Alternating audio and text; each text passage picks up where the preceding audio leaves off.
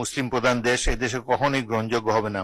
তারা শকর করে না কিন্তু স্বীকার করে, সেই জন্য তাদের উপর লশদীদুল আযাব, আযাবের কঠিন আযাব তাদের সম্মুখীন করতে হবে। মাননীয় স্পিকার, ওনাদের প্রশংসা করলে ওনারা আরো বাড়ায় দিবেন, আর ওনাদের ইয়ে না করলে ওনাকে আমাদেরকে পিটাবেন নাকি, এ ধরনের বোঝাতে চাচ্ছেন? এটা তো আসলে ভুল ব্যাখ্যা হচ্ছে, এটা খুব ভুলভাল বিষয়। এ ব্যাপারে রাসূল ইসলামের কঠোর সতর্কবাণী এসেছে যে এইগুলা বিষয়ে ঠাট্টা বিদ্রুপ করার বিষয় না। তিনি বলেছেন, সৎ উদ্দেশ্যেই বলেছেন, এবং আমরা যেন আল্লাহর শুকর গুজার করি। এইটাকে পলিটিক্যালি আমার মনে হয় মিস ইন্টারপ্রিট করা ঠিক হবে না। মাননীয় স্পিকার, ডান পাশের বন্ধুরা কেন সেদিন মিছিল করেছিল জানতে পারি নাই। মাননীয় স্পিকার, আমাদের কাছে এসে আমাদের প্রধানমন্ত্রীর কাছে, আমাদের মাননীয় মন্ত্রীদের কাছে বাজেট চাইবে, বরাদ্দ চাইবে, কিন্তু রাস্তায় যে মিছিল করবে।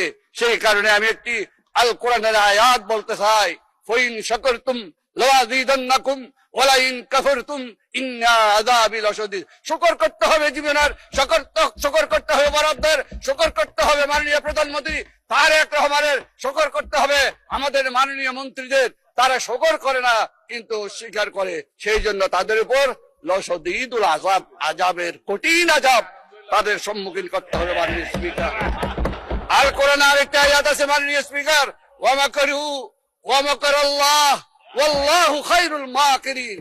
তোমরা বলেছো, তোমরা বুঝেছো, তোমরাই কৌশলী, আপনারাই কৌশলী, কিন্তু আল্লাহ বলছেন আমি শ্রেষ্ঠ কৌশলী। আর যারা আমার সাথে কৌশল খাটায় তাদের অবস্থা খুবই শোচনীয়। মাননীয় স্পিকার, আসলে মাননীয় স্পিকার, কোরআন হাদিসের আয়াত এবং যেই রাসূল ইসলামের বাণীগুলো আছে এগুলো তো আসলে ঠাট্টা বিদ্রুপের বিষয় না। এটা নিয়ে যদি ঠাট্টা বিদ্রুপ করা হয় তাহলে আসলে খুবই দুঃখজনক। এখানে কোরআনের আয়াত কোট করা হয়েছে, লা ইন শাকারতুম লাযীদান্নাকুম ওয়া লা ইন কাফারতুম ইন্না আযাবি লাশাদীদ। ওনাদের প্রশংসা করলে ওনারা আরো বাড়ায় দিবেন, আর ওনাদের ইয়ে না করলে ওনাকে আমাদেরকে পিটাবেন নাকি, এ ধরনের বোঝাতে চাচ্ছেন? এটা তো আসলে ভুল ব্যাখ্যা হচ্ছে, এটা খুব ভুলভাল বিষয়। এ ব্যাপারে রাসূল ইসলামের কঠোর সতর্কবাণী এসেছে যে এইগুলা বিষয়ে ঠাট্টা বিদ্রুপ করার বিষয় না। আমি মাননীয় প্রধানমন্ত্রী যখন ছিলেন আমাদের দেশ নেত্রী বেগম খালেদা জিয়া, সেই সময়ের একটা জাস্ট খালি ঘটনা উল্লেখ করছি। সেই সময় শাহবাগের সময় কোরআন হাদিস নিয়ে অনেক বিদ্রুপ হচ্ছে, ঠাট্টা তামাশা হচ্ছে।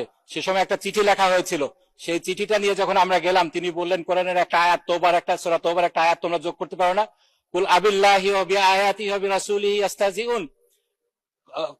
এখানে তোমরা কি আল্লাহর আয়াত, আল্লাহকে নিয়ে, আল্লাহ রাসূলকে নিয়ে, আল্লাহর আয়াত কিনে তোমরা ঠাট্টা মশকরা করছে? তো এটার জন্য যদি তোমরা করো তাহলে তোমাদের অবস্থান হবে জাহান্নামে। এই জিনিসটা আমাদেরকে খুব সতর্কভাবে নিতে হবে। কোরআন হাদিসের ভুল ব্যাখ্যা, কোরআন হাদিসের এরকম অবমাননাকর কিছু বিষয়, এগুলো আমাদেরকে কোনোভাবে করা যাবে না। এটার ব্যাপারে আপনার দৃষ্টি আকর্ষণ করছে মাননীয় স্পিকার। ধন্যবাদ মাননীয় সদস্য। আমার মনে